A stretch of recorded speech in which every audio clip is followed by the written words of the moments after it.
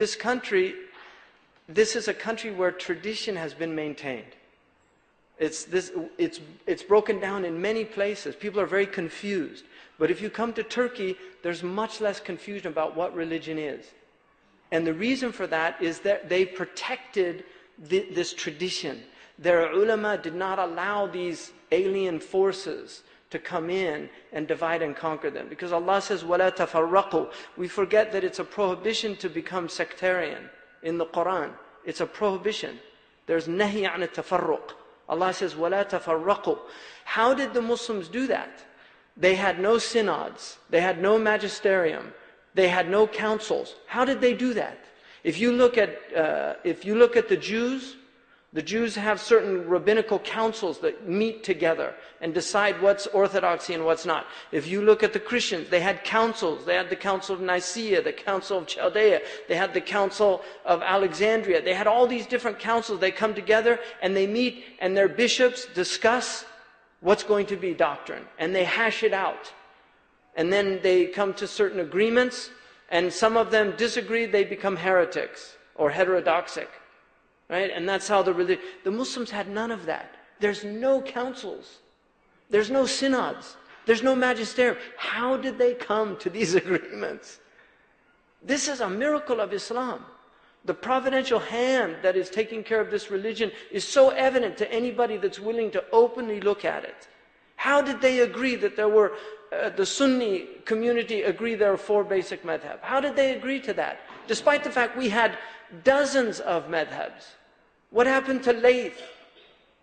Really, where's Sufyan al-Thawri? These were great fuqaha, but their ways died out. Where's Imam al-Awza'i? Where's Abu Dawud al-Zahiri? Why Malik, Abu Hanifa, Shafi'i, and Ahmad? Why these 4? The inaya ilahiyah. These are the people that Allah, and it's not that the others were less than them, but for whatever hikmah, Allah chose these 4 to be the canonical schools of the Sunni tradition and the Ja'fari and the Shia tradition. This is a miracle of Islam. To do this and to have them accept each other.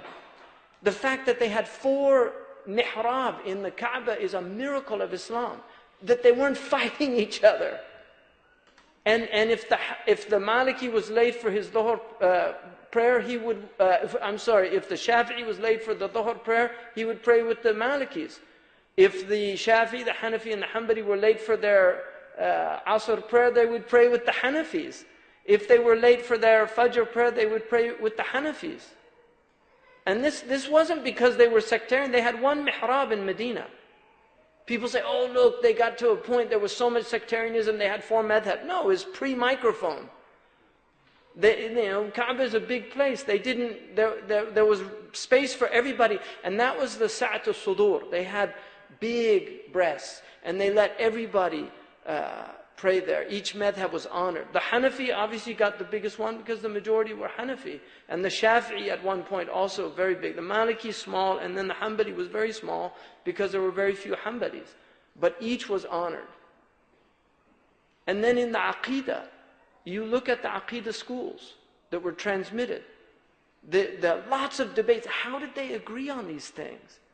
Undeniably, there were periods of fitna, and we went through similar problems that other religions have had. But how did they arrive to these agreed upon things? This is not to deny that there are people, dissenters. There are, and if they were of a caliber that the other ulama recognized their right to dissent, they would acknowledge it. But if they were heretics, they would call it what it was. Right? Haraseya is a Greek word. Zandaqa is used in Arabic. But haraseya in Greek means to choose for yourself. A heresy is where you pick and choose your religion. You don't accept what's transmitted, what's agreed upon. And so in the Aqidah, this is what they came. They came to the Ash'ari, the Maturidi. The Ottoman Dawla was Maturidi. The Muhammad al-Fatih, he came into this city and conquered this city. The Prophet praised him. He said, Ni'mal Amir. He said, Ni'mal Jaysh wa Ni'mal Amir.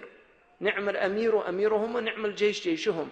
What a blessed Amir is their Amir, and what a blessed army is their army. He was, by consensus, Hanafi, Maturidi, and Naqshbandi. So the Prophet was praising a Hanafi, Maturidi, Naqshbandi. And people say, bid'ah, mubtada'. Astaghfirullah. Would the Prophet praise a mubtada'? He would never praise a mubtada'. And yet we know he praised the conqueror of this city. He said, Ni'mal Amir. Ni'ma is the way the Arabs say the best. That's the best Amir, their Amir. And he would never praise worldly things, not like he was a great general, which he was. No, he was praising his Iman.